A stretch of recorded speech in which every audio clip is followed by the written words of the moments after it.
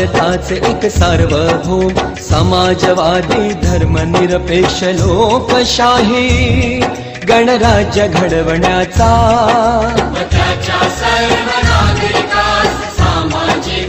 आर्थिक व राजनैतिक न्याय विचार अभिव्यक्ती विश्वास श्रद्धा व उपासना यांचे स्वातंत्र्य दर्जाची व संधीची समानता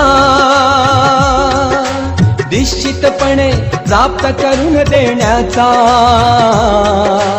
आणि त्या सर्वांमध्ये व्यक्तीची प्रतिष्ठा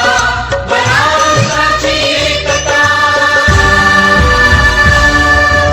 आणि एकात्मता यांचे आश्वासन देणारी बंधुता प्रवर्धित करण्याचा संकल्पपूर्वक निर्धार करून